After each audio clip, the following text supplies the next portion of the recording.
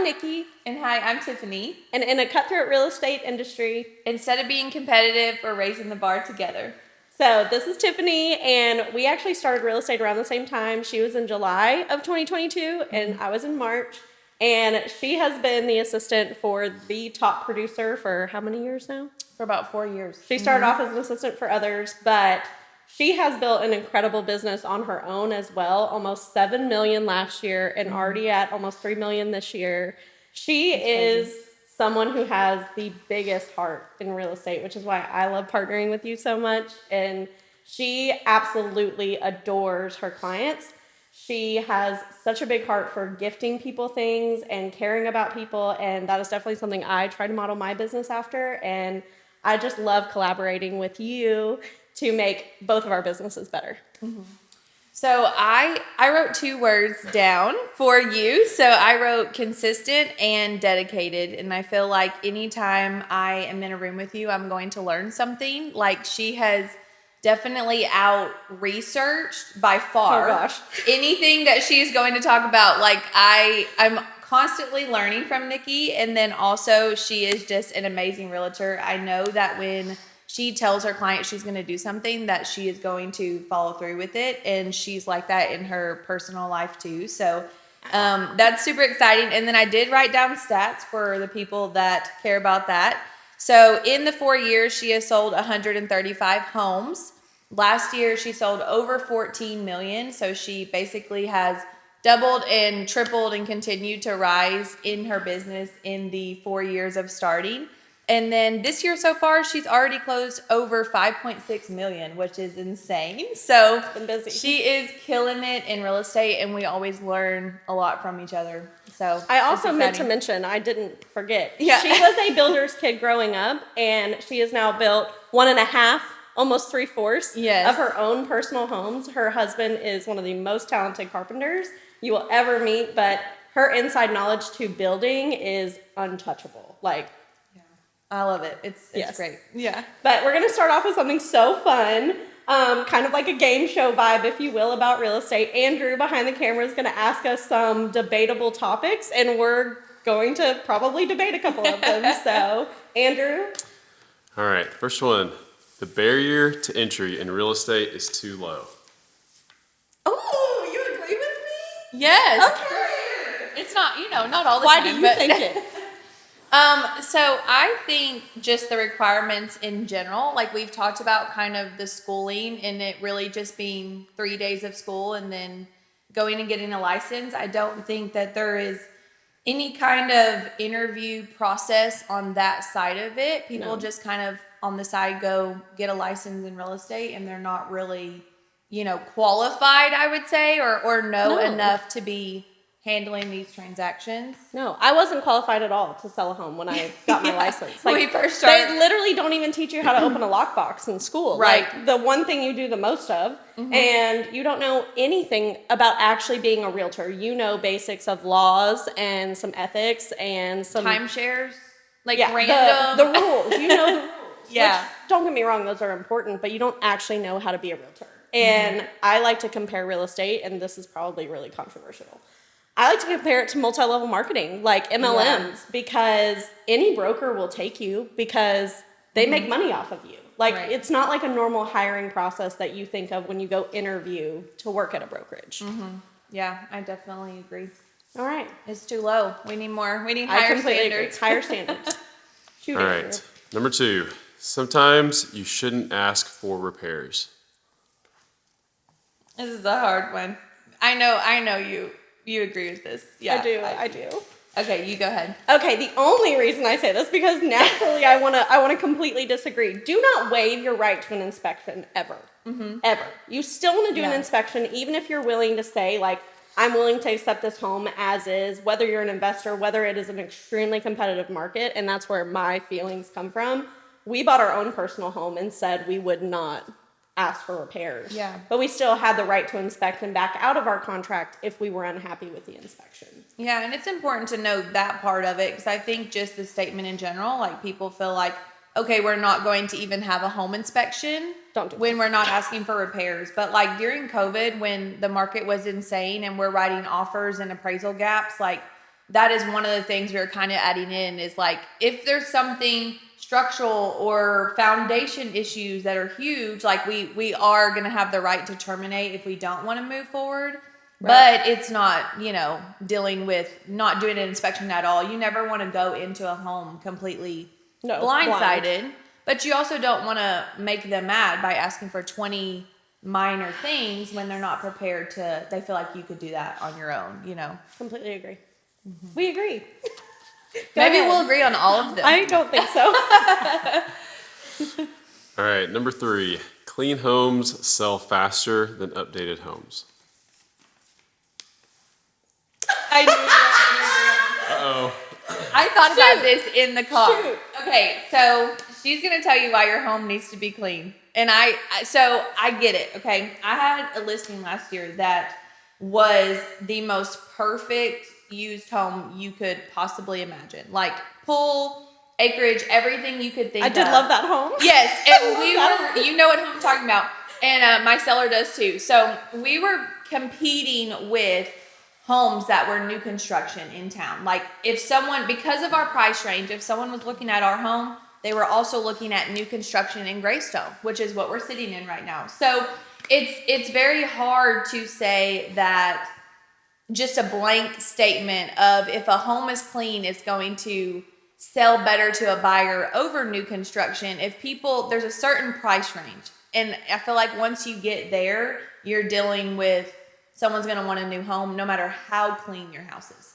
I can definitely agree. Price range definitely makes a big difference in what we're talking about. But I think updated versus clean in my mind is not new construction versus existing. I think at every price point you have to consider if someone is going to choose a new construction home over yours because of the price point. But there's new construction at every price point. Yeah. So you could make that argument no matter what. Obviously the quality of home on lower end budgets, the quality is not going to be there on a new construction home, so you're making that decision. But I think if you were to walk into 2 different homes in the same price range, same age, same size, and property A, 250,000, 10 years old, has updated courts and tile and like all these, no carpet, like whatever it may be, and then you go into home B that's 250,000, 10 years old, and it's spotless and not updated at all. Yeah. Most people are going to choose the clean home because even though the older home, you still have some projects that you could do to elevate it, they don't feel gross in it. Yeah. And so your granite can only take you so far. Right. When you're comparing like apples to apples, that's what we're mainly like talking about here. But you have a very valid point of the difference of a clean home or a new construction. I'm a little biased to new construction too, so very. All right. Overpricing your home hurts you more than underpricing it. We're both going to agree to this. Yeah. For sure. Yeah. You've taught me that more than anything. Oh, thanks. I kind of get a lot of flack for it, and I have scared sellers before, but I am someone who I tell all my sellers, this is your home, where you price it is your decision. And I honestly like to compare it to gambling. What kind of gambler are you? Are you a safe bet kind of person, or are you a throw all your chips out kind of person? Because that's how I feel you're gambling if you price high. Right. You are truly betting on yourself in every way in your home. But if you lose, you're probably going to lose more money than if you priced it competitively. Yeah. Because that is what we see historically. If a home sits on the market, I always like to say buyers smell blood in the water. They know that you are getting more desperate.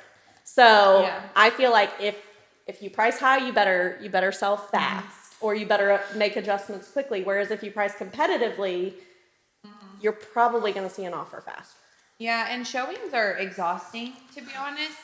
Like you're having to, when we sold ours, we completely moved in with parents for 2 weeks and accepted every single showing that came through because I was like, I'm not going to keep leaving my house 20 times. It made me have a new understanding of what sellers go through. And I was thinking about this yesterday. You're going to love this story. So when we sold our house last year, and I'm a realtor, so I had basically a friend that's an appraiser come over and give an idea of what they thought the house was worth. So it's not like I'm throwing a number out there. So when they came over, they said, we think the house is worth probably around like $460,000. So we listed at 450, 10,000 under what an appraiser told me, we should get. And I super value her opinion. Like, I know any day the house would have appraised for that price. Doesn't mean a buyer is going to pay that price in that sense, but it means that it would appraise for that price. So I'd asked Nikki, what price do you think we should go in at? She said strong, like 425. Right? And I was very confident. I was very confident. Yeah, we're not, okay, thanks for the advice, but like, we're not doing that. And so we did 450. We were getting offers at like 405. Like, and I was offended. Like, my advice, never list your own house. Like, I would go back and put someone else on it because Not me though, because I was going to price it too low. You get so upset on your own stuff. And I'm like, it's personal. It's hard to detach yourself. Yes. And we're always told, like, just counter. I literally texted the agent and was like, I'm not even going to respond to that offer. Like, I was like, this is too low. So anyway, after going back and forth, we ended at 425. That is what we closed the house out at. And basically it was like, okay, if we were trying to see if we could get that. And we dropped price quick in 2 weeks. We did not want to be on the market Which is for what you 6 have months. to do. Like, it was going to be too much of showings and figuring it out for the money. It just wasn't going to make sense. So anyway, at the 425, if we had listed at 425, we could have maybe got multiple offers in that sense. And that's something that Nikki has kind of taught me with sellers as well, is it's not going to make anyone feel better to be higher and have to keep going down. So, nope. Yeah. I've learned that from her the hard way. And it's actually really good to put this into perspective too. Tiffany's house is a house that I considered personally buying. Right. I mean, it checked a lot of my boxes. Like, I brought my mom to that house. Like, my mom was in town and I was like, oh, we have to go look at Tiffany's house. You just have to, it's hard as a seller to take your blinders off and think like a buyer. Right. But I always try to tell my sellers that. I'm like, I actually do a game with all my sellers and have them rate their house 1 through 5 on location, condition, and demand, to try to put them back in that buyer's seat and remember that, like, while this is your money on the line, you have to find a buyer. And if you don't find a buyer, you're going to lose more than likely. There's no guarantees. Everything's negotiable. Like, you never know when COVID's going to hit tomorrow, but. Yeah. And when we built too, like, the things that I already knew in my mind would probably prevent it from selling one day, but just kind of went with it anyway, was the feedback that we were getting from the showing. So we had like 28 showings in 2 weeks. It was insane. Like, it's a beautiful house. It was in and out. And that's why we were like, we're not even going to live here. We're just keeping it clean and getting out. But it was one of those things where, like, when we were hearing feedback, it was like, yeah, the rooms were too small. I knew that, didn't want to spend the money to make that side of the house bigger. And that's kind of what prevented it. So it's important to know that too, when you're building. Like, if you're having those thoughts up front, it probably is going to be something that would prevent a buyer from buying it if you're already thinking about it before you even start. Such good advice. So, do we still have one more? Yes. Yeah. Woohoo! Online estimates are accurate. Online estimates are accurate. Disagree. Did we agree on all? No, we disagreed on one. One of them. Okay. But it was still right. The clean house thing, like, we still were on the same page. Yes. Yeah. So online estimates, whether you are a buyer or a seller, wrong. I mean, maybe once in a blue moon, whether you're looking as a buyer at a loan estimate calculator, because there's so many of those out there. And then whether you're a seller looking at an estimate on special websites that cannot be named, all of those are algorithm-based results. So based on how you are searching, you're being targeted by every website you ever visit, whether you're on Facebook, whether you're on a home searching site. They target how you search and how your trends are. So if you're trending in a $400,000 range, they're going to try to adjust things to meet what you're looking at. So when you go to look for payments or go to look for an estimate of what you can sell your house for, they're going to follow along with what's going to make you happy because they want you to keep coming back. Right. It has nothing to do with the actual market, the actual cost, and a lot of loan calculators for buyers don't include insurance and taxes, which is one of the it's half your payment. So Yeah, I Did I completely touch on agree. anything that? Yeah, and I feel like I was thinking about that on the way here. It's like, this is how I know AI will never come for our jobs, because they are pulling data online. They don't know what the area is like, the time of the year, like what they can go off of a generic like stats and data from, Right. around the neighborhood or in the US on a broad, scheme of things, but it's like they're not going to know that you updated your flooring and what that costs versus you can't even really put that price on paper, because No. you also need to know, like, what is an appraiser going to value that and what is a buyer going to pay for that. It's not just what you paid to update your Right. home. So Have you're you- not going, Yeah. off of that. Have you added a fence? Did you put a pool in that the website doesn't know about? Sorry, I don't even know if we can say that. But Bleep. anyway, yeah, we're gonna bleep that out. But it's like, it's one of those things where they're not gonna. This person is not walking into your home, is not No. feeling what your home feels like, doesn't know what you've put into it, Or how clean it is. or how clean it is, that it smells like dog. Like, there's no way to figure that out from online. No. So it's even with a video tour, it's not, you can't smell a home in photos. No. And so it's No, one you of those things where, like, that, yeah, you can't really go off of that. You can get an idea, but talking with It's a ballpark. someone who's watching the market every day is what's going to give you 1,000,000%. more accurate, idea of that. All right, so we have a couple different segments, like important things that people will be interested in, and we're going to get each other's perspectives on them. So we're going to start with buyers. So my question for Tiffany was, do you have to have a pre-approval to go look at or show houses? So if you show a house with me, you have to have one.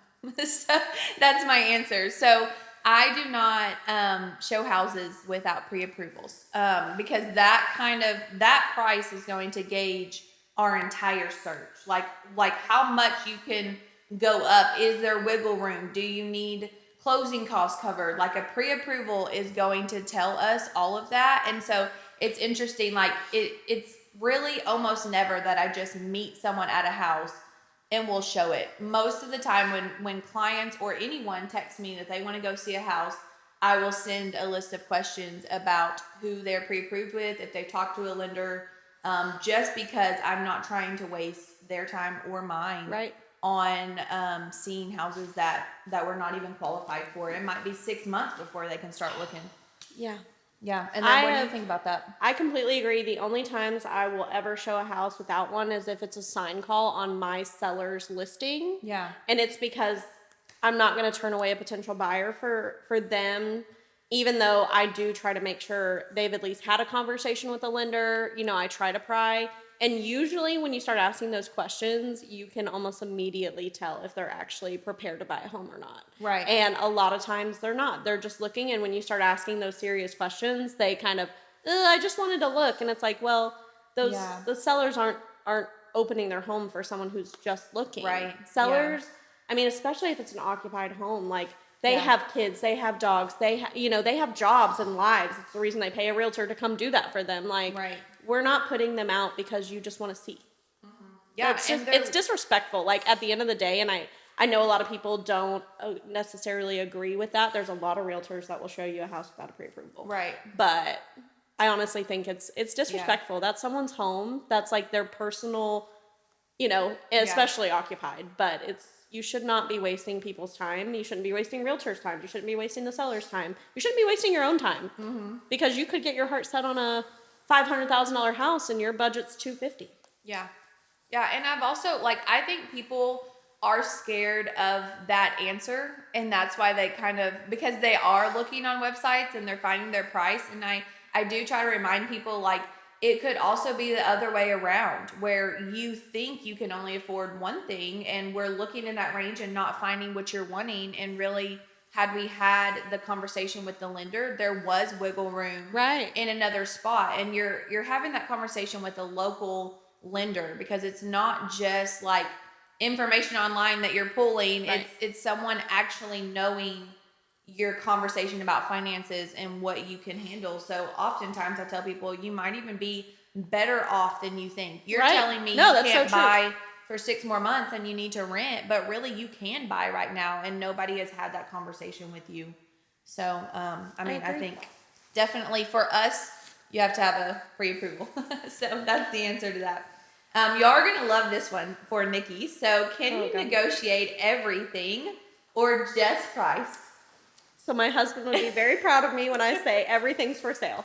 Always. Right. If you were to have a conversation with him any day of the week and ask him to buy anything we own, he'd say there's a price for everything. And there is. I mean, Right. at the end of the day, besides my children, I'm, could I'd sell honestly anything probably in a sell my home. dog, but Right. Yeah. I love Lola. But I've negotiated chickens. I've negotiated tractors. I've negotiated decorations in a home. I mean, everything has a price, and if you like it and it's already there, the seller might have no problem leaving it. So Right. Yeah. ask. The answer is always no if you don't ask. Right. Yeah. And I wanted Nikki specifically to answer this question because she has worked through negotiating chickens before. And I feel like it's crazy because you think that you're just selling houses, and sometimes you're actually doing like bill of sales for random things in a house that you wouldn't really think would go with the house. But Yep. it's really like anything on the property at the time that they look at it. It's not safe for me and my clients. Yes, we have. So I have a client I love. We have asked for Highland cows before. We did get turned down, but hey, I mean, you might as It well was ask. worth a try. Yeah, It was you worth might a as well try. ask. Okay, So- my other question for you was, what would you consider being too much on an inspection that someone should walk away? Okay, so I have my idea of this, and then you probably have an idea too. So Okay. mine would be, I feel like foundation issues that cannot be fixed. So for me, it's like I've always felt like foundation, as long as they give a quote that you're okay with, you could fix something like that and Right. continue to move forward. I have had some instances where foundation would cost more than what a buyer is comfortable putting into Right. a house, and that could potentially cause a termination. Right. So what I'm curious to know what yours is. My answer is nothing is too much. It is completely dependent on both parties because everything is negotiable. You never know if there's $100,000 foundation repair if both those buyers and sellers decide to split it or someone is willing to do it. It is so subjective. I always say on inspection day to whoever my client is on the transaction, whether I have the seller or whether I have the buyer, I'm like, there is no pass or fail on this inspection. Right. It is truly what can you live with and what can we both agree on to move forward if this is the home you love. If it makes you not love the home, that's what's too much. Right. Yeah, and I've seen both. So I've seen Yeah. 76 pages of an inspection, on a brand new home that they continue to move forward on. And then I've also seen terminations over stuff that A hot water you're heater. like, the outlet cover wasn't on. But the truth at the end of the day is that the buyer has the right to terminate if they don't feel comfortable. And, Yep. and typically what we try to just kind of talk them through those items and see what they're thinking about them. But really, I've seen both. Yes. Where you felt like someone should terminate and they didn't, and then also you feel like they should, Right. keep it together and it was too much for them. So Right. it's all going to depend on person. So subjective. Yes. Okay. So this is a good one. Do you actually need to call the listing agent when you want to see a house? Absolutely not. Right. I mean, you can, don't get me wrong. But this could be such an ugly topic. But people need to know this specifically. Yes. Like it is No, I completely agree. It makes me cringe more than anything when you know clients me. don't know this. I love to argue, y'all. If you do not know that about me, I love to argue, especially if I can argue both sides. And I think that's what makes me good at what I do is because I'm always thinking about how the other side is looking at something. But as far as calling the listing agent, if you are a buyer out there, my biggest recommendation to you, it's not that you can't do it, you can do it, and it might work out for you. But my biggest recommendation for you is to partner with a realtor who understands your wants, your needs, your financial situation, and has your back. Like The biggest reason a buyer needs an agent is because you need to partner with someone who understands your situation and will prioritize it. If you call a listing agent, and this is where We're I'm listing probably- agents sometimes. I'm so, probably yeah. going to say it's just how I feel, and she knows how I feel about this. If you're dealing with a listing agent who's unethical or doesn't practice real estate in the most professional way possible, and that's debatable as well. That is something that we could argue about. But will you ever know if that realtor truly has your best interest at heart or if they have their own best interest at heart? Because that's a sale for them. You know, your Right. call is a sale for them. I mean, I just said it. They I break need my that. own rules for Yeah. my sellers. They need that to go through. Like, because it is my client's opportunity to sell their house. But I am the kind of person that I tell buyers immediately. And I had this conversation yesterday with a new buyer that I have. And he said, you have dual agency selected on this buyer agreement. I've heard that can be bad. And I literally said, it can be bad if you are working with an unethical or an unprofessional agent because they will not prioritize both clients' needs. And it is a very hard thing to do. I'm not going to sit here and say it's easy. I'm not going to sit here and say it's simple because it's not. And that is where those lines can get crossed, and you have to tread very lightly if you are representing both a buyer and a seller. So you're putting yourself at risk, especially if you don't have an established relationship with that listing agent, because you have no idea how they run their business. You have no idea if they are going to be ethical and prioritize both clients equally. So that is my biggest reason why I say no, you shouldn't. If you see my sign, call me, because I'm never going to do that. I always say to everyone, I'm Switzerland if I represent both sides. I will tell you if I think things are a good or a bad idea, but I'm not going to tell you, oh, well, they are moving because they're getting a divorce and it's nasty and they're desperate. But if I call a listing agent for my buyer, they might slip that to me, and I can go be like, hey, she told me blah, blah, blah. Like, you get that advantage. But and when we do talk about calling off of the sign, like it's not typical nowadays that someone's just driving by and calls your phone. It's typically like they're seeing it online and they have found on a website that you have the house listed. And later we're going to talk a little bit about like who pays a realtor, but I just want to touch on that a little bit because what I have found is when people are looking at a house on websites and they see who the listing agent is, a lot of buyers tell me they have always assumed, and this is like, I feel like they should do real estate classes in high school. Like they need to be kind of teaching the general public, like just the education is the lacking. Education side of buying a house and what it consists of. Because I completely agree. Most people that I know, even older adults, like older than me, you know, have no idea about what that process looks like. No. So when it does come to the money side of it, it's like they don't realize that when there's a percentage that's being paid by the seller to get the house sold for a buying agent and a listing agent, when you're calling the listing agent, they are representing both sides of that. So they're getting paid. It's not like you're getting a discount because you don't have representation. A lot of times people think if they go straight to the listing agent, and we're listing agents, so like this is the general public needs to know this, but it's not like if you just go to the listing agent that you are going to necessarily get that percentage taken off or a better deal. Most of the time it's that agent is now double siding that deal, is working both sides. Still making the same amount. Right. Still selling the same. So it's really not like you're benefiting the way you think you are. Right. You are paying a buying agent, whether it's one person representing both of you or two people, and you actually have someone on your side. There's a signed agreement in place in our state. So other states are different. So I don't want to say I know how other states operate listing agreement wise, but yes. Mm-hmm. So it's very, I mean, I feel like that's something that most people don't know. No, I totally agree. So we're going to move on to sellers. So Tiffany, do open houses sell houses? Okay, so in general, I am going to say they do not. Okay. Now, I have sold 2 homes from open houses, but they did not buy the home I was sitting in. Oh, okay. So which is basically what all of them are. So it's like the chance of the buyer coming into an open house and being the person that wants to buy that house is pretty slim in my opinion. Very. Now it does happen. We have an agent that works with us that every time she hosts an open house, like they sell. Christy Ward is who I'm talking about. So when she's also in the most beautiful new construction, neighborhood, like new construction, like.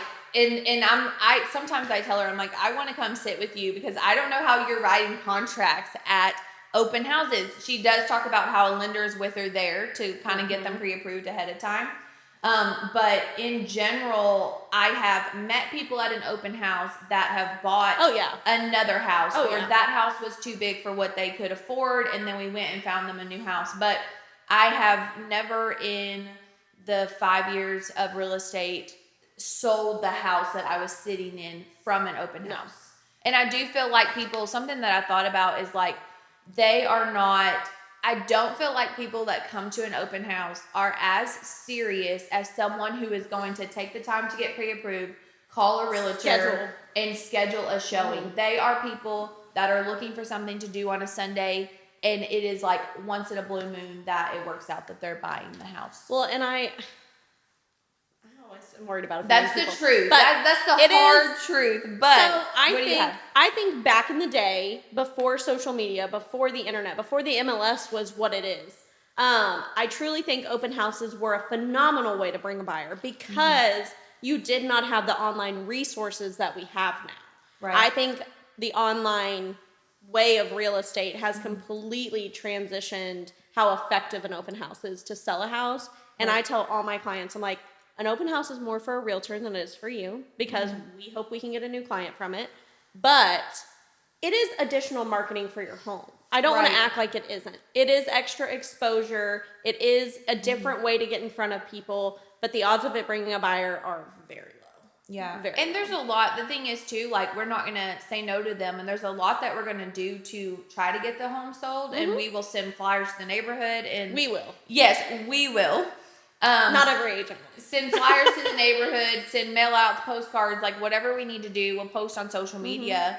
But I do feel like with the way video is going, they're kind of getting that tour. It's like there's no longer guessing what the floor plan is like just from the photos because you do have a full walkthrough of a house. Most of the time. So that is kind of changing the game a little bit. But we will still do them because we love our sellers and we want to, we still want the chance of selling the house. But is it the thing that does it? I think we could probably write some other things down that are way more effective. Got it sold, way more effective. Yeah, and price is a big one, but we'll talk about that. Okay, so what makes the house sit on the market? I think price is the number. I mean, right. Gosh, it's John Bloomberg. Shout out to John Bloomberg. He has a famous quote: "The price might not be the problem, but it's always the solution." And it's just so true because once you're on the market, I mean, I've had so many homes where paint or carpet are the issue. And I've told every single seller I've ever talked to, we can put it on the market and we can say there's an allowance and you don't have to come out of pocket right now to do it, but it is 10 times more effective because your first weekend on market is your biggest weekend. You're new and shiny and exciting. And if people come in and go, meh, price just doesn't equal, even though you're willing to give the allowance that fully covers it. Right. It's like you said, if you smell a dog or if you get turned off. Old carpet is a turn off. Bad paint is a turn off. If you can do it now, you need to do it now before people judge your home because the odds of them coming back, even if you're on the market a couple weeks and go, okay, I've got to do it now because it didn't sell. Those people aren't coming back. Right. And we would never get to be a new shiny thing unless you expire, which that's a whole nother listing strategy to get into. But I think bad strategy, lack of preparation, and bad price. I mean, those are the top 3 reasons. Strategy, preparing, and price. Yeah. Well, and I've seen too, like I've noticed with listings that I've had, like even the allowances. So it's kind of like up front, you think that you're going to put this allowance out there for those items and get a full price offer that you're expecting. And what I have seen just in the houses that I've listed is like the offers come in still taking that price into consideration. So if I had a house that needed about $20,000 worth of repairs. And so we priced the house knowing that it needed that. We Considering had it. already taken that off, and we knew that that's kind of what needed to be paid to be closed. And offers were still coming in 20,000 lower because they're not thinking past, that the house is worth all this and you're gonna at closing give me money for the floor. They're thinking we need to take all of those amounts off that you're saying it's gonna cost, and then that's the price that we should be offering on this home. So you almost end up getting less, I feel like, over time. I think so. I completely agree. Did I ask you that? You asked me that. Yep. If you were selling your house and not a realtor, how would you pick a realtor? Okay, so I would want to see their social media is one of like my main thing. I want to know that they are marketing properties, and I've actually done that. I had a seller one time who was meeting with multiple agents, and they have never met me. They were a referral from someone else. They didn't know me from Adam, And I said, sounds great. Like, looking forward to meeting with you. In the meantime, here is my TikTok, Instagram, Facebook, just so you feel like you can kind of get to know me for a little bit. So I feel like I would definitely be asking those questions up front. I would be picking someone that I know has a marketing strategy for one, like biggest, and then I also want to know that they have the experience behind. Even when you're new, you can still have experience, and it's kind of, we've learned that it's kind of hard to compete sometimes with people that have been selling for 30, 40, 50 years, I talked to a guy the other day who's still an agent, and he's been an agent for 50 years. And it's hard, but it's also like the market is changing so much. And every day. So sometimes it just kind of depends. If you're new and you're motivated and you're getting education and you're experiencing the transactions that you're going through and you're learning from them, I would just want to know that they're doing all of those things. Right. Like, I would argue, and obviously I'm a little biased, but I would argue both of us at year 2 had more experience and knowledge of that market at that time than probably most our competitors. Right. Because we worked at the number 1 agency under top producers who have been the top 2 and 3 agents for how long? Yeah. And that matters so much. So while years in business matters, take it with a grain of salt. Like, if they've been in business 20 years and have only sold 40 homes in 20 years, they're not selling a lot of real estate. Right. Like, whereas maybe someone who's only been in real estate 1 year and only has 5 transactions in a first year is a big deal. I mean, that is not normal. 85% of agents quit before their 3rd year. They don't make it to year 3. Right. And the average agent, under 50% of agents sell less than 10 homes a year. Like, for a new agent, that's great. But for someone who's been in the industry more than 3 years, if they're not selling more than 10 homes a year, they're not working full time. They're not fully immersed in real estate. Yeah, and it's hard to gauge. Well, and the numbers and transactions too, like how many homes you've sold and what that is totaling in real estate. It's like, that's something that the general public typically doesn't see. So you kind of have to research that when you're looking for a realtor. I remember being extremely shocked when I looked up that selling Sunset, the numbers are not actually selling real estate. No. Typically, most of the actors on there are not really selling real estate. Actually, some of their numbers, like, we were higher than them. Right. So it's kind of interesting because it's like, you have our average homes, which you're really on top of this, but around 250. What do you think in the market? Between 250 and 275 is where Cabot typically lands. Yeah. So when you're talking about 5 million, 14 million, like, think about how many houses that was at an average of 250. Like, to get that kind of experience is insane, Yes. And so you're not going to see that when you're talking with someone. You really have to start asking them, like, what are those numbers? How, what have you sold? And just kind of get that, because looks can be deceiving, I feel like. I think we would both agree, there are top producers out there that I would never consider sending a referral to, ever. Yeah. I mean, there's so many different ways to do our job that numbers aren't everything, years aren't everything. At the end of the day, I will always preach a connection with your agent, that you can trust them, that you know you can have hard conversations with them and respect them. And then also that you can see that they will work for you. I don't care if they've been in the industry 1 month and they've never sold anything, and I don't care if they've been in the industry 50 years and they've been a top producer every year. If you're not comfortable with that person, you're not going to have a good transaction. Right.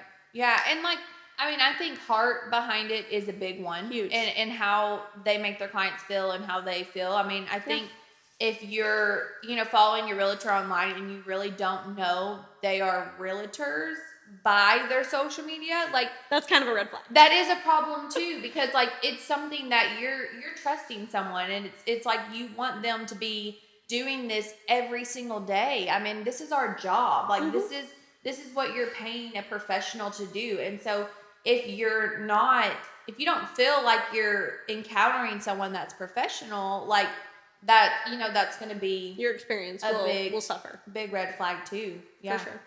Yeah, for sure. Okay, so what's something sellers should stop doing immediately?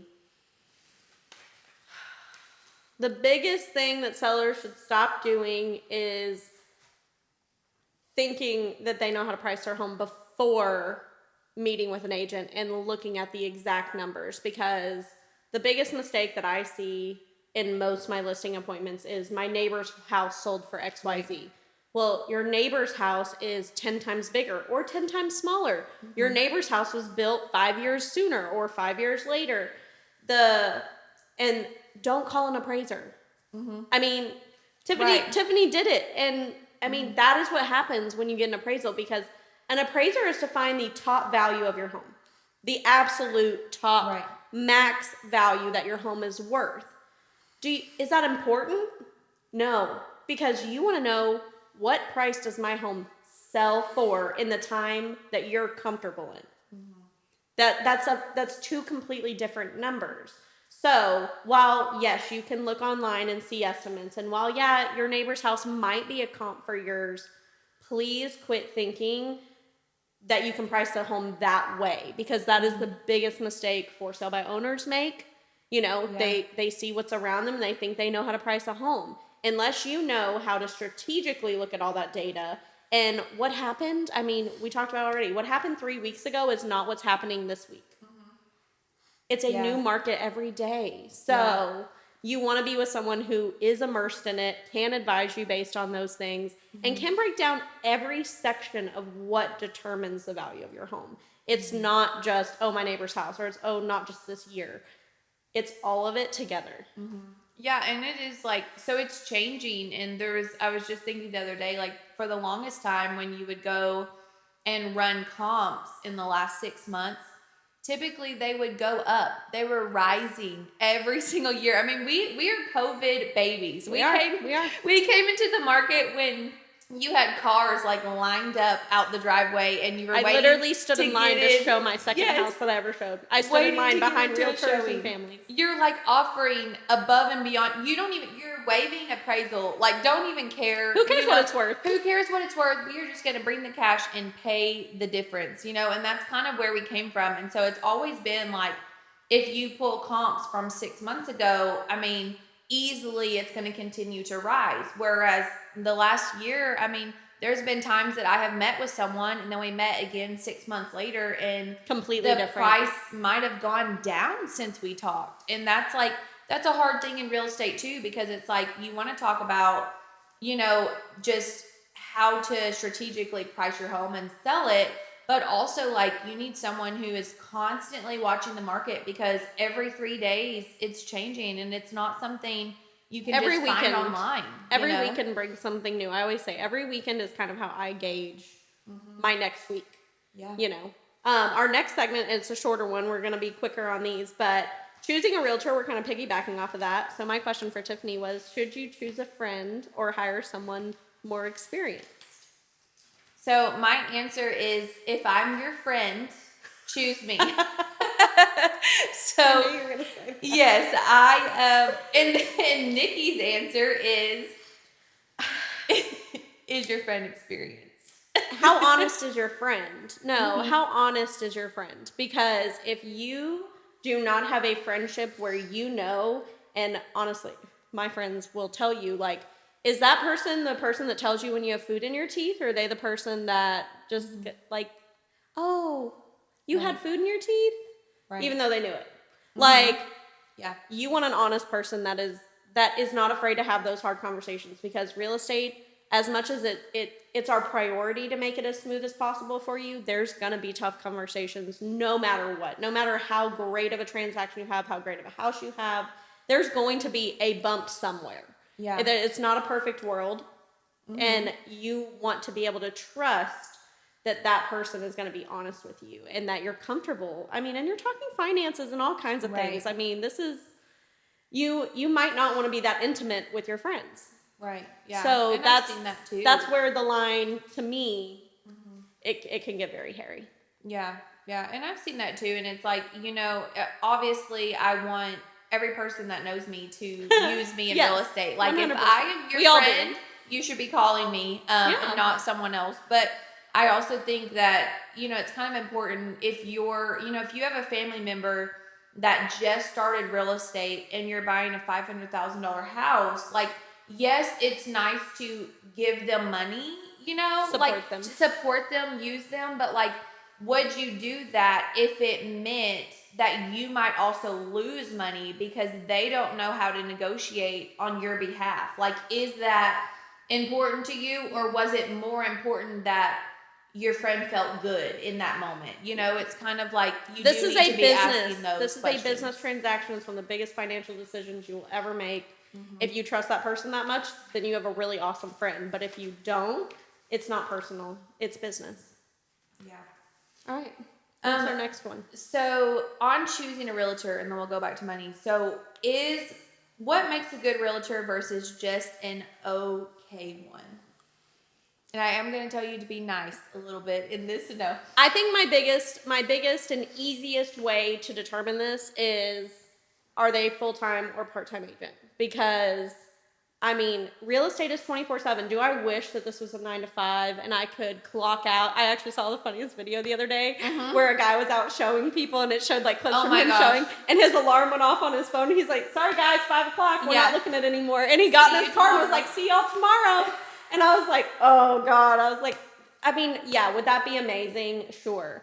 But, and it's not to say part-time agents do that, but I eat, breathe, sleep. I mean, Andrew behind the camera, we've had conversations at 10 p.m. at night. Like, what are we doing tomorrow morning? Like, we've talked. I mean, that's, your clients work normal jobs, and then they're off work, and that's when you do most work. I always say it. I'm like, I need to start taking a break in my day at 2 p.m. because nobody is asking me anything, and I can actually be a person during that time. Right. Because as soon as 4:30 hits, my phone goes off. I mean, outer space, and I'm looking at my husband and my kids like, sorry. Right. Yeah. Like we need a siesta. But so it's not to say that a part-time agent won't be available at all times, but it's a big difference. And are they regularly negotiating contracts? Are they regularly representing sellers? I mean, that value and that current market knowledge cannot be touched when it comes to your best interest. Yeah. And when we are like, we work on vacations typically. Always. I mean, it's very hard. Like, I'm in Sardinia, like, hold on 1 second, like, it's something that we can't really turn off because, you only have, so we go to Germany 3 weeks a year to see Christoph's family. Is German, yeah. Yes.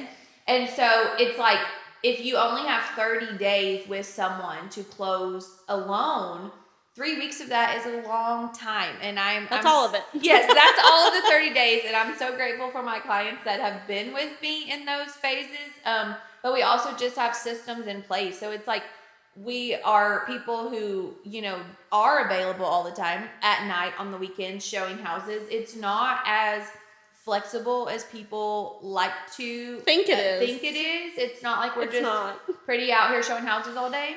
But then it's also like we do have systems. We have enough systems in place that during those times that we can't be there, we have someone that can step in for us. And it's really nice to kind of have that. So we are working all the time. I think systems is the best part of what you said, is that is something you and I really take seriously. We really, and we're always changing them. That's something we help each other with so much. Like, how do we prioritize making a client understand every step, not overwhelming them, but also making sure that you feel informed and that we don't drop a ball, because we are master coordinators at the end of the day. While yes, we get to open the door to beautiful homes and we get to make fun videos, at the end of the day, us making sure every person is where they need to be and every termite is in, every survey is ordered. I mean, that's our jobs. We are the chaos coordinator at the end of the day, and if we don't have systems, what do you have to lean on? Like a guess and a hope that they remember that day that they were supposed to do something? Yeah. Yeah. And I did, so I've had some clients in the past that, would text me like, okay, is this taken care of? Is this taken care of? And I was really confused at first because I was like, man, I'm not dropping the ball in this situation. What's going on? And what happened in both cases was they were moving from another state and buying here. And so what was happening is the realtor from the other state wasn't giving them the same treatment. And so it was kind of like, because they felt out of control here and like the ball was being dropped here, it was kind of relaying over into this. And we were like, we have it under control. The ball is not dropping on this side. So it's almost like, I wish I could sell in that state for you so that you feel like you have a little more in control, because nobody likes feeling like they don't know what's going on in one of the biggest, transactions of their life. So no, I completely agree. Do you behind the... So money or behind the scenes? Did we skip money on mine? Oh, it's what in the cost? crease. I got you. It is in the crease. We're gonna talk money since y'all all want to know about money. I do love the money topic. So my question was, what cost do you think surprises the buyers the most? So we kind of talked about how buyers have, there's small costs, okay, over here, and then there's big cost over here. So in small cost, we'll go there first. You have home inspection and appraisal. So that's kind of what the buyer takes care of. And we talk with buyers about, this is kind of your responsibility to get these things done, and this is seller's responsibility. The biggest thing is going to be the difference of down payment and closing costs. So a lot of times people think these are the same thing. Now, the good thing kind of in the last couple of years is, as of right now, typically if you come in with a pretty decent offer, you can kind of get closing costs paid by the seller. So I would say probably $8,500 for closing costs is a basic estimate. That's like a good it's average. going to be some are a little bit less, and then higher homes are a little bit more. So so that is just closing costs, like what it costs for your lending, your title. Now, if you have cash, it's a completely different number. It's smaller. So you have that on one side, and then you also have your down payment, which is completely separate from that. And that's going to be whatever loan type you're getting and the percentage that you have to put down on the total just as a down payment. And so a lot of times people aren't told about these, or they kind of think they're the same.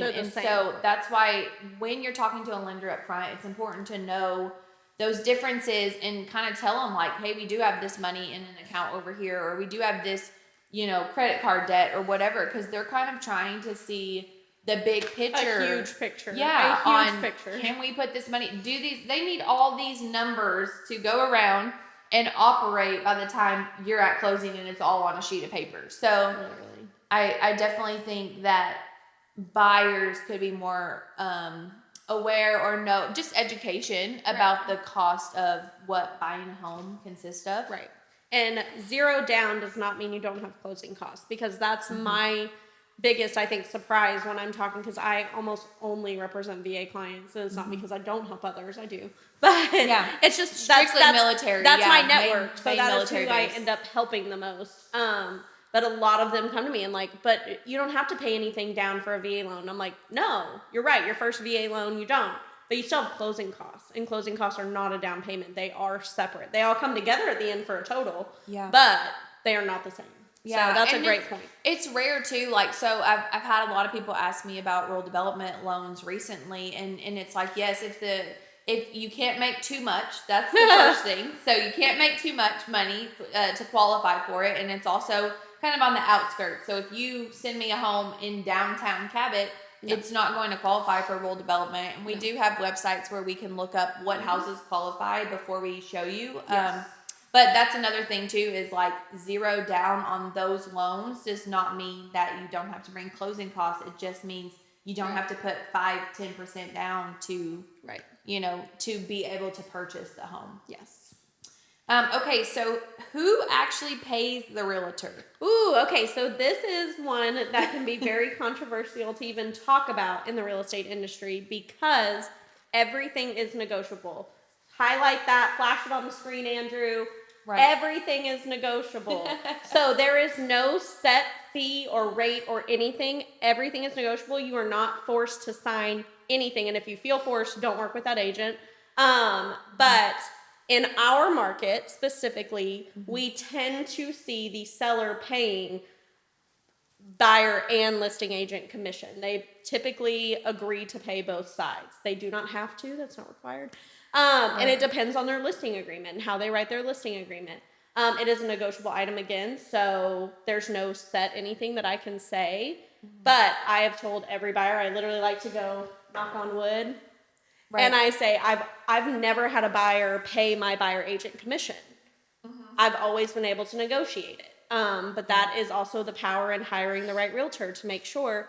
But you can also argue, and this is where there was a lawsuit that went around the nation. Arkansas was not included Not because in Arkansas. our contracts are very clear, but there were contracts in other states that were very misleading and people did not understand what they were paying for or how realtors were getting paid. But I always like to say, at the end of the day, the buyer is paying the seller for the transaction. So Right. whose money is it? You know, Yeah. like, and that's where it gets very hairy. And I do feel like there should be some kind of a standard of how people look at it. But because it's negotiable, you can try to look at it 101 ways. The most important thing to understand is that it is a negotiable item. And if you don't feel like your realtor is being honest with you about how it works and answering your questions and breaking it down to where you're confident and comfortable with what you agree to, you need to run, is my ultimate advice at the end of that. Yeah, and like on side note, and we're not talking about this a ton, but just like for people that are wanting to be realtors or have asked me questions like that, you know, it's one of those things where you know that real estate, we do not get paid until the house closes. So it's kind of one of those things where we are, at one time I did show 28 houses to one person. I love them. They bought a house. But it's one of those things where it's like, I had one say, well, does your company pay you for gas? Because we're driving all over the world, you know, to see houses. And I'm like, no, we are self-employed. And this is our business that we're running. And so those are kind of just the expenses. And we may show you 30 homes. And that's kind of why buyer agency agreements, pre-approvals, all of that kind of plays into a role of, you know, how serious are we? Because we're not just trying to go show you 30 homes and then you pick your cousin who's going to write the contract for you. Like, it is something where we're getting paid at closing. So, Yeah, I we're mean, commission based. We don't make hourly. Yeah. No, that's such a good point. What makes a seller pick one offer over another? Okay. Tiffany. Yes. So, Nikki, we have a situation. It all worked out.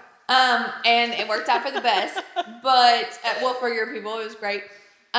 So Nikki, long story short, I was also in Jamaica. yes. Like, so it was all the things. There This was transaction was such a good one. there was a lot going on, but I had the seller. Nikki technically had the buyer. I did. And they wrote an offer that really, I mean, hate to say it, but she knows. So we talked about it. It was phenomenal. It was a great offer. It was perfect. We had 2 offers and it did win over the other offer. However, there was some things about, like, it was a video call, they were out of town, they were out of state, you know, they had not seen the home physically, and the second offer that came in had seen the home. So it was one of those things where, like, it is unfortunate and you want to, and they end up finding a great home and we sold, and it all worked out and it worked out how it was supposed to. But she always gives me heck about it because sometimes the best offer Doesn't might win. not be the one that wins. Like, it is at the end of the day completely up to the seller what they're going to accept, and they might just have a feeling. They saw it on the Ring camera, which that's a whole nother thing. Cameras are We could everywhere, get into that for days. so we could talk about that for a long time. Do not talk about how bad the house is in front of the door and then make an offer, because it just doesn't, it's not a good taste in their mouth. But sellers can have any kind of feeling they want to have, and they do not have to sell a home to someone. No.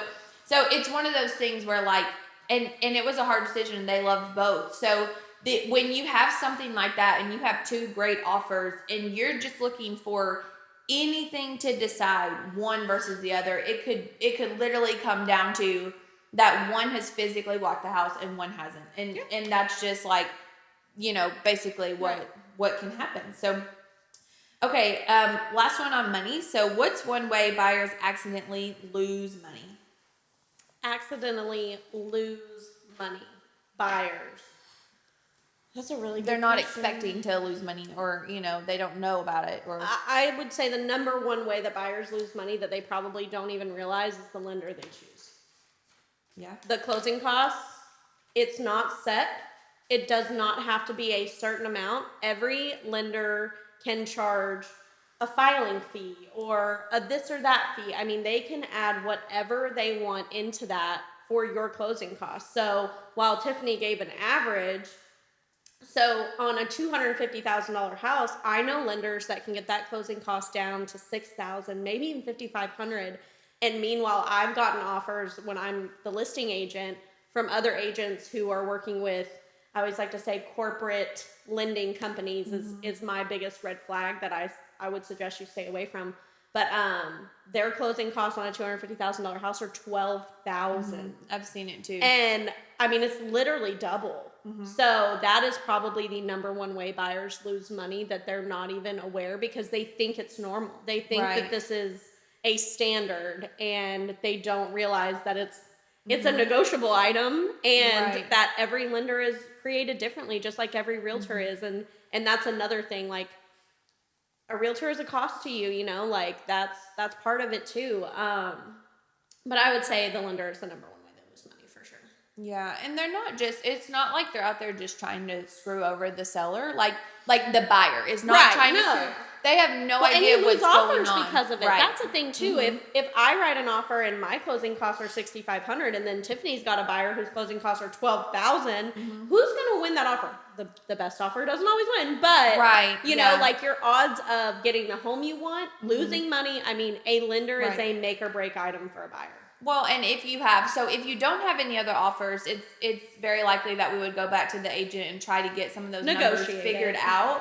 But if you do have another offer, then it's something that, could lose it for your clients, because you're comparing two things and one is significantly higher than the other, and you're asking for that to be paid by the seller. So they are going to consider that in their numbers. 1,000,000%. That's such a good question.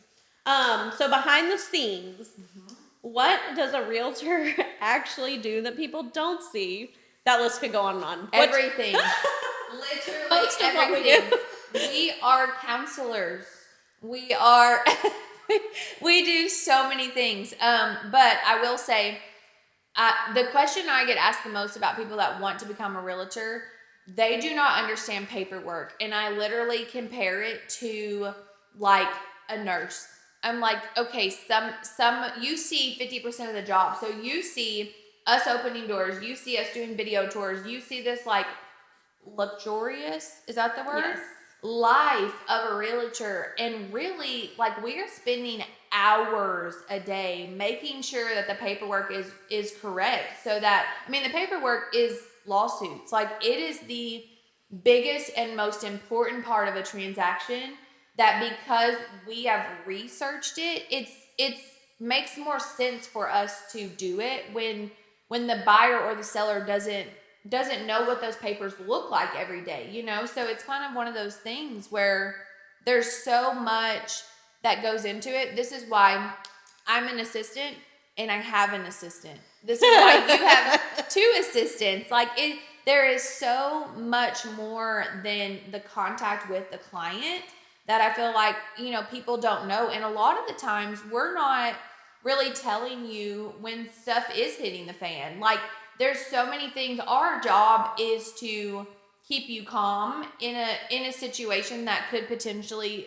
feel stressful. I mean, it's the most stressful thing you can do. It makes the top 3 most stressful things: death, divorce, and moving. Right. And a lot of times they're also dealing with death or divorce. One of those. And then you get into the other 2, which is babies and marriage. Right. The number of times that they're doing 2 out of those 5 is almost always. And it's like, it can be exciting too, because then we're like handling those transactions, but also now you're planning a wedding and you're buying a house. You're having a kid and you're buying a house. Like, there's so much that, goes into that. And I feel like there's just, honestly, there is not enough time in the day for what Nikki and I would like to do. We probably get 70%, if that, of what's in our mind to be the best realtor. And even that is going to be a higher standard than what you're typically dealing with. We have really high expectations, but it's like, there's not enough hours in the day to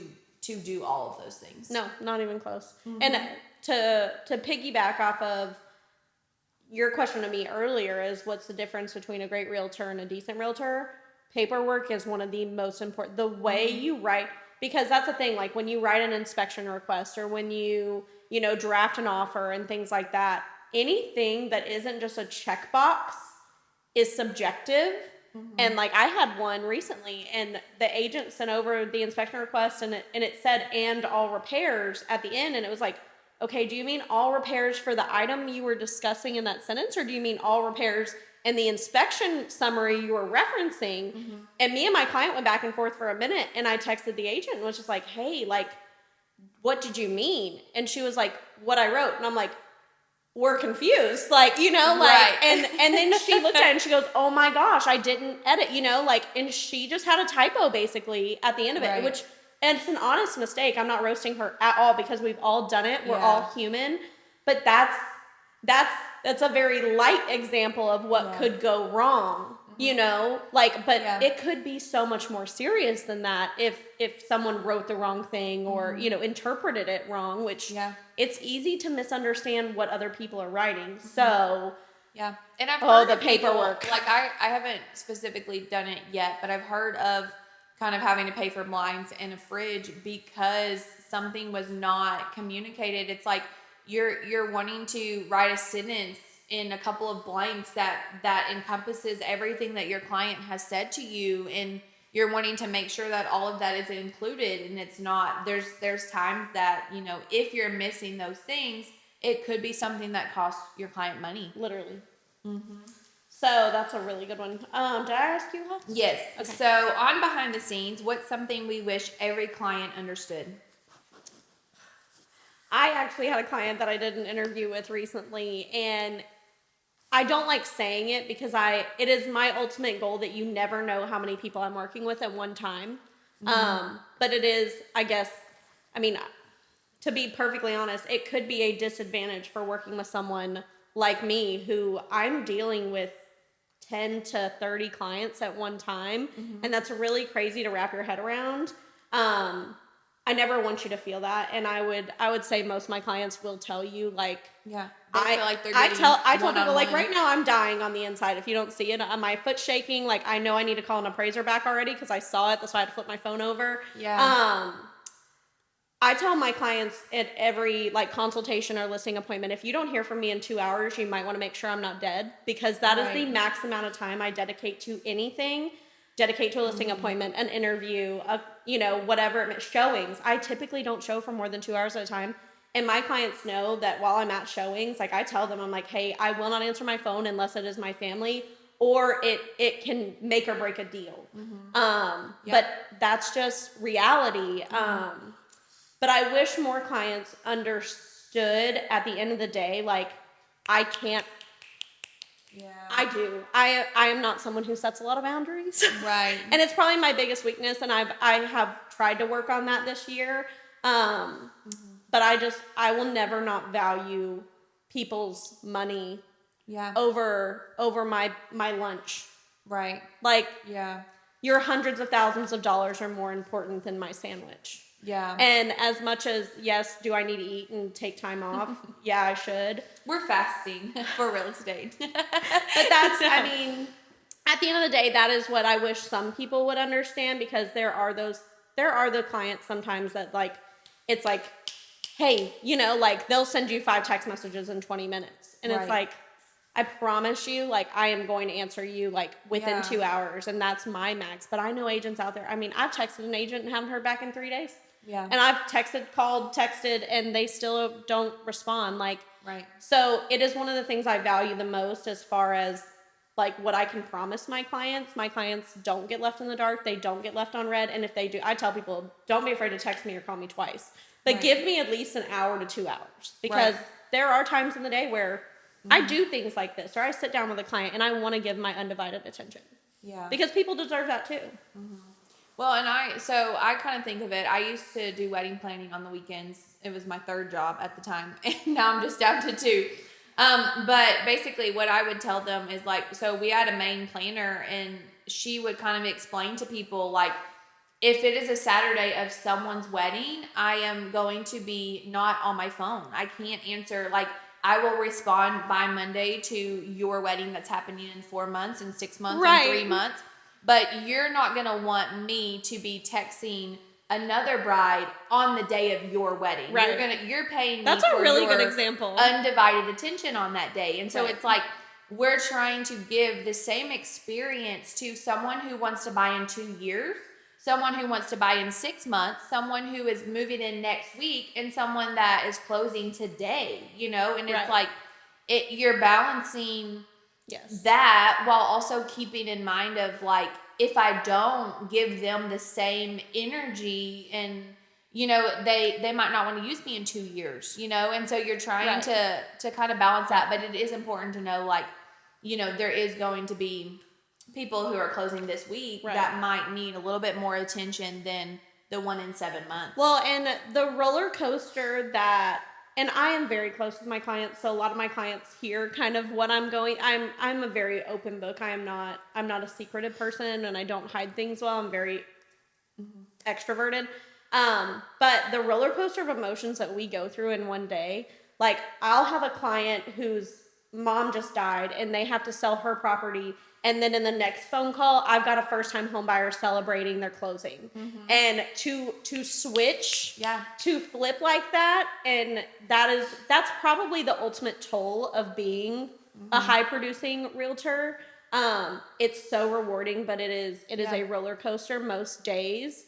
So just going into it, and that's the thing, your experience should never pay for my job, because this is my job.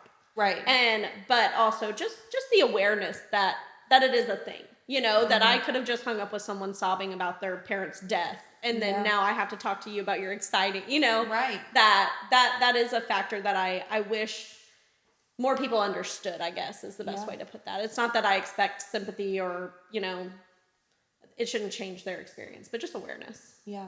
And then an appraisal Tidewaters at, you know, in the afternoon, and then it's time for dinner. So here you are. Poor families that have to deal with us. But okay, so I had, what's the most stressful part of our job? I think that's probably a good answer. That's mainly what it is just balancing it all and still appearing like everything is under control, and having it under control, because some days it's a lot, and I don't expect any buyer to handle that on their own, and especially sellers, like, we take that on too. And I didn't know, I had a lot of sellers last year fall heavy, and was selling my house at the same time, and it's like, there is actually so many emotions attached to selling a house that I had never experienced before. So I'm like crying, taking pictures of each room. My last day there, and I'm seeing my dog in the backyard, and I'm like, I can't do this. Like, this is so much. And it gave me like an appreciation for what they're going through. Yes. But there's also so many emotions of that. And I feel like we take on that stress, you know, as it's our own, because we do care. Because we actually care about our clients. It's not just a closing for us. And so that can be hard with everyday life and anxiety too, you know? Like, I think it appears like we have Superman capes on, and You kind of have to. and we can just go home at 5 and we forget about it. But we're up at night. We're losing sleep. Like, I don't want you to lose money on your house. I don't want you to not be excited about closing. Right. Like, there's so many things that go into this job that I feel like the general public just, and a lot of it, I'm very careful on it because I do want to show that it is a good experience, but it is the good, bad, and ugly. Like, there's stuff that goes into it that people don't know. I think my hardest day of real estate was my dog died. Yeah. And I was pregnant. And literally, when I say my phone rang more that day than it ever has. I mean, it was probably the hardest day I've had since I started real estate because no part of me wanted to do anything. Right. Like, Yeah. Drop the phone in the ocean at yeah, that point. You're I was like, actually don't talk to ready. me. And it was funny because I think that was the moment I also realized, like, my relationship with my clients is what I love so much because I think I had 3 or 4 clients at that time. And it was like most of them were so, because I finally just sent the text message. This is what's going on today. Yeah. I am so sorry. I will have to get back with you tomorrow. Most of them were understanding. One of them fired me that day. And I've only been fired twice, technically, I think. And it was like, It stings. but it was honestly so eye-opening, though, because it was like, you're exactly the person I never want to work with. Right. Because, like, you know, and it was unrealistic, and I could go on that story forever. Well, and it's not our job to tell you what we're going through and for you to help us through our life, but there is going to be days where it's like life happens to us Everyone's too, human. you know, and there is times where like we can't get you feedback on a showing, you know, 5 seconds later because we do have stuff, like there is stuff going on and we still want to, you know, to continue and make you feel special. Sure. So my last question, behind the scenes for you, and then we'll do some spicy hot takes. I'm excited about this. What's something we legally can't say but wish we could? Almost everything I have to say. Yeah. Disclaimer. We're gonna put a disclaimer at the bottom of this. Flash that one too. Yeah. Everything we say is Can be we can't used say, against us. Literally. But probably when people really want me to break down the area that they're looking in. Right. What's the crime like? What are the neighbors like? What's that area? Legally, I cannot tell you because it is subjective, and that is why I say almost everything we say is subjective. It's the example on the inspection request. What's a big deal to you might not matter at all to me, and we all see things and feel things differently. So when you ask me my opinion, oh my gosh, the number of disclaimers I try to tell my clients, I'm like, my favorite thing to say is, it's monopoly for me when you ask me what to do with your money. Right. Yeah. It's your money. Like, to ask me to play a game with your money, am I educated? Yes. Am I good at this game? Heck yes. Right. I'm great at this game. But it's monopoly money. Like, it's I not own the mine. whole board. We're Like, good. I do. Like, you want me to sell, what's the blue one? It's the boardwalk, right? Yeah. The biggest Yeah. one. But I mean, I am confident that I am very good at my job. I'm confident that I give good advice.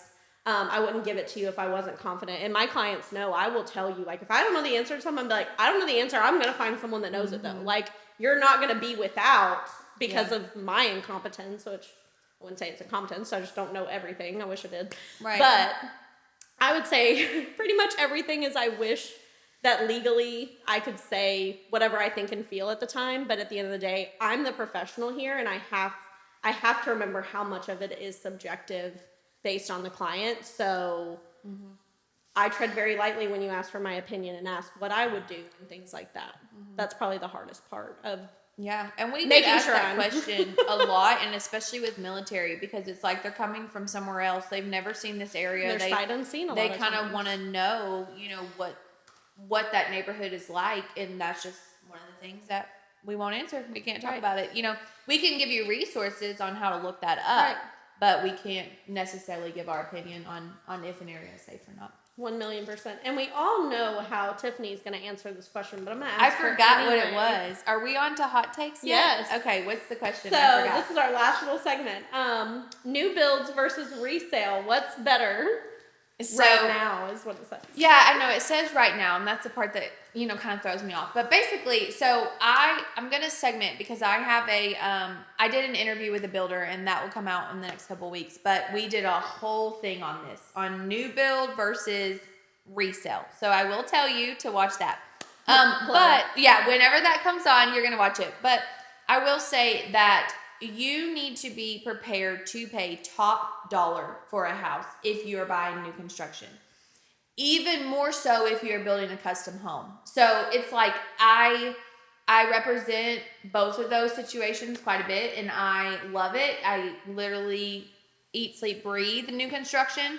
But I will say, if you have something in you that you want to get a good deal, if that's a thing, like I have argued, not necessarily argued, but talked with a client about that before, of like, this home is worth this amount. What's the problem? And it strictly came down to principle of wanting to get a good deal. Yeah. And so when you're talking price per square foot on homes, the highest price per square foot is new construction. So you do need to be ready that if you're doing that in this season of your life, that you're okay paying top dollar for a home. Now, typically you're not going to go backwards in equity. So stay there more than 5 years, stay there 10 years. Like, you will make that money back one day, but new construction is not something that you can come in and offer $40,000 low and get the best deal of your life. Now, I mean, knock on wood, it can happen and is possible in markets like,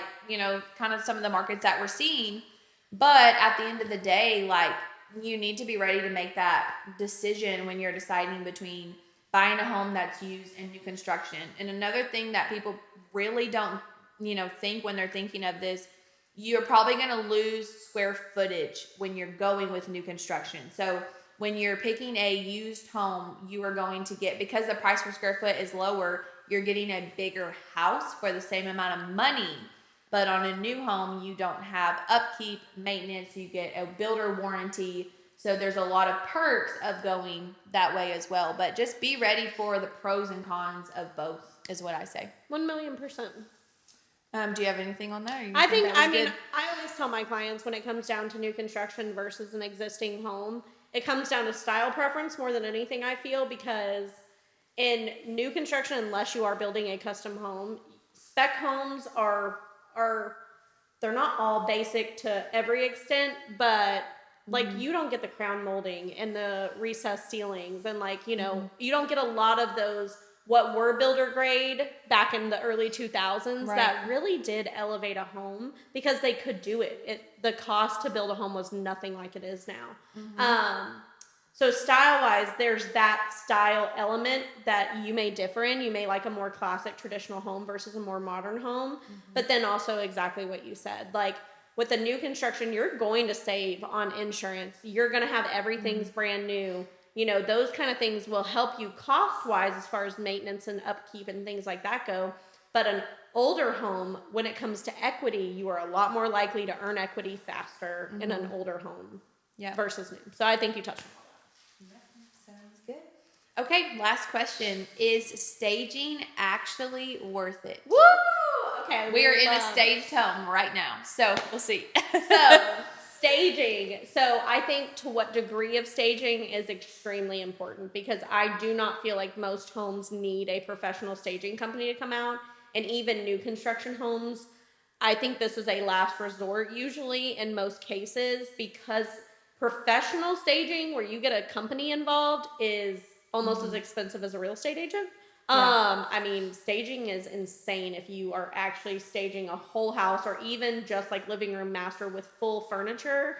But I 1,000,000% think, when we go back to the 3 mistakes sellers make, preparation. If your home does not look like it's out of a magazine, your photos are not going to look like your home is out of a magazine. Right. And you cannot expect to get top dollar for your home unless your photos look like it's out of a magazine.